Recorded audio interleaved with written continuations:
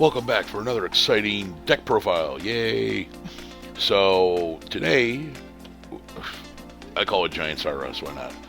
With the last set, we got a lot of cool giants. So I'm like, hey, who loves giants? Loki.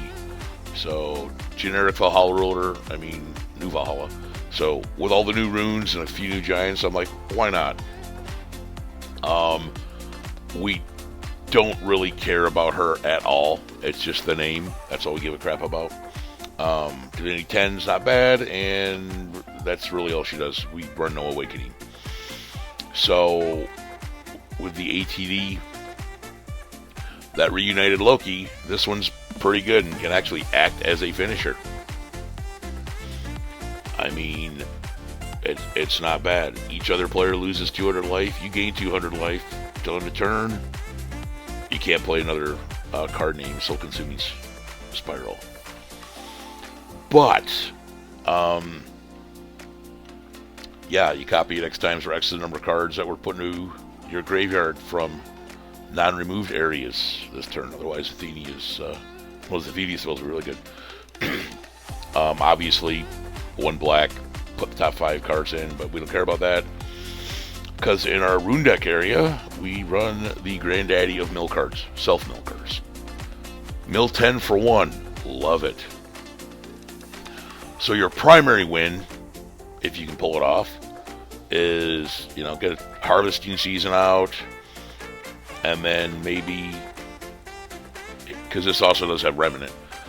So if you hit a harvesting season and do this, with his inheritance, 5, because he does have remnant. So you can, in a perfect world where you've got nothing on turn 3, or if you're on coin, you could hit this before draw, mill 5, hit harvesting season for 1 to do 10. That's 15 right there, plus the cards that went to your graveyard. So this actually makes 16. Then you play this from grave, and that's 17. So they're going to lose 3,400 life on turn 2 in a perfect world. But with counter magic and all that, it doesn't really matter. But another way, Perfect Loki, who on her own, if you harvesting season early, she's going to give the board at least -10. And that's if you play nothing else. So a quick cast board wipe, gets her on Eternal, great card. But she's also basically the original reincarnation card. So if you happen to judge Loki, which is a little expensive, but, there's other ways to get around that. She'll also give you the infinity. Well, you look at the top 10, pick a card, put it in your hand, put the other 9 in your graveyard. If you put her on top of Loki. And then you can play a card from your graveyard once per turn. So that's really great too. And her Imperishable and Divinity Infinity sets up Neo Ragnarok, which is here somewhere. Oh, rune deck, yep, here we go. Pull any number of giants, different names from outside the game into the field. Okay, thank you. And we're running the oldies but goodies, destroy a resonator, and they discard a card. One of the new guys, Valborn 4, yes please. And Outnumber, well, he's not going to be in your hand, but still. And Multi-Strike, Pierce, and Bane. All the other guys lose it. So, obviously the 800 attack is going to be easy if we get off the Neo Ragnarok. This gentleman here, if you know they're running something that can stop you from winning that turn, you just name the card and bam. So he's more of a utility piece. Destroy Rest of J Resonator or Addition, gain 1,000. Rest a guy, look at the top 4, grab a card. And then get a stone and a 1-drop, like, yes please. And this is more important. The stone and the 1-drop. Resonator with 1-drop. And him, basically a lightning rod. It helps protect the rest of your giants. And that's it for giants. 1, 2, 3, 4, 5, 6, 7 giants. So obviously in this package, got a little bit of control stuff. Mirror, Zaki. Frankly, one of the better blue removal spells. We're going straight black blue in this build. You can also use it to flicker some of your guys. You know, for those enter effects. Those sweet, sweet enter effects.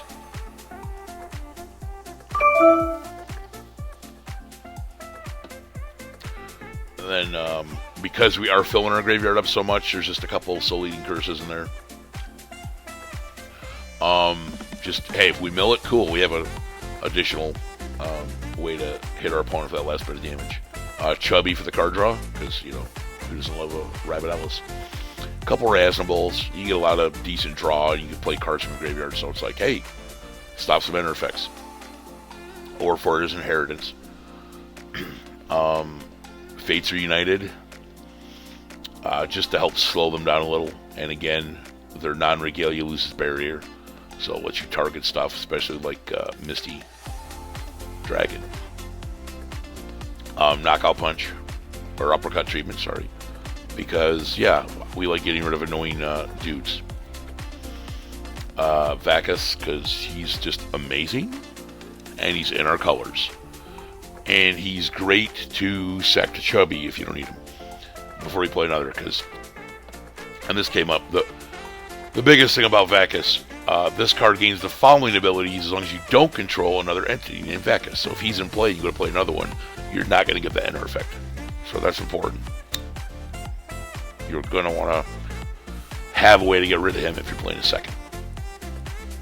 And Ultra Stone Golem. Because clearing the board for one is really good, I hear. And one horn, because, oh my god, you can deck out. If they have a way to, like, stop certain things that you have. Yeah, and obviously, Witch of the Fallen Kingdom. You don't like your opponent searching their deck. And if you can get Neo Ragnarok off, you can go get everybody's favorite Pumpkin Witch. And then your giants. So the turn you play Neo Ragnarok, you can just go in for lethal. Which this can also, if she's already in play, because you don't want to search early, you can just flicker her. Which is really good because, you know, again, in some instances, Tro can give you your 5th stone, and you can go search for a witch if you need it. So there's multiple ways that it all interacts together. Now, and then our witch package, I mean, Lori, you know, pretty good. Just to stop. Because, like, Hellfire can be kind of annoying, so. And then we run 3 of the Protection Academy grounds. Because sometimes you just gotta have more hate for cards that are just gonna mess with you. Runes.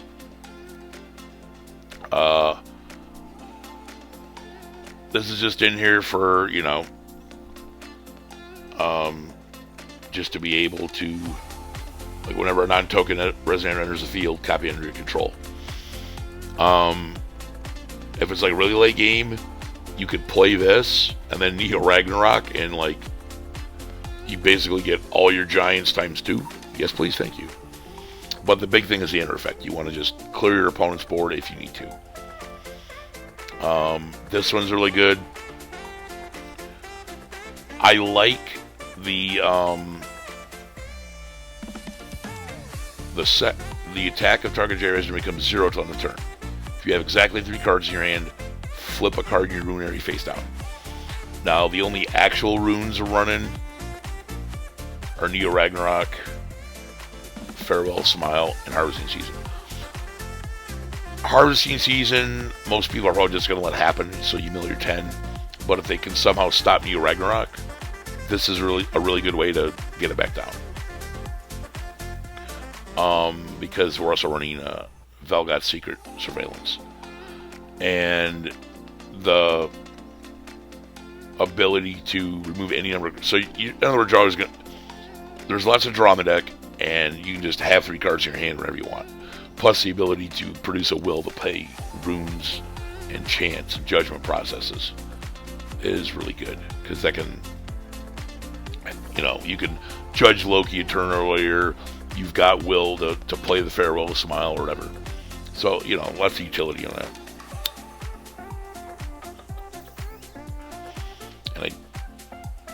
And there's always room to maybe try to stick in a 2-drop demon. We were thinking about the 1-drop black resonator from the evil starter deck. That's basically Robo-Meta with black. But, that's just a tech piece, so run it if you want, swap it out. Stone base, pretty straightforward. We got our classic duel, our 1 catacomb, 2 remnants, which actually pump a token. Not a lot, but if you get the glyph out down here, because it says whenever a non-token resonator, you get a copy. So even if your opponent plays something, you get a copy. So, I mean, it's an ancillary effect, and it's not a huge deal, but it's there. Obviously, we're running the black, blue, redstone. Darkness more because Catacomb can go get the darkness. So the Catacomb can go fetch 3 of our stones. Little extra draw here. And then 2 for sea stones. But that gives us 6 different stones, which help us for Magic Ultra Stone Golden to be cheaper to clear the board. But yeah, I mean, so yeah, can try to just play threats, control the board. Hopefully your opponent's thinking, oh, they're going to do something weird. You're dropping all these dudes, ripping their hand apart, stopping their inner effects. And then from the graveyard, you can either Soul Consuming Spiral or Soul Eating Curse, which, if the control package works the way it should, you should be able to get enough will to, hit them for a decent chunk. And again, it's life gain. And remember, you get 1 extra from Felgots down here. Secret Surveillance. So, yeah, it's just... So it's got like 1, potentially 2. I mean, heck, the Ultra Stone Golem can just win you the game too if he sticks. But he's mostly here for mass removal. Yeah, and just beat him down. Or, you say the Giant beat down, you got the Golem beat down, or, she's not huge, but 820 is really, really good, even on the defensive. So, yeah, you get the point. But that's the deck in a nutshell.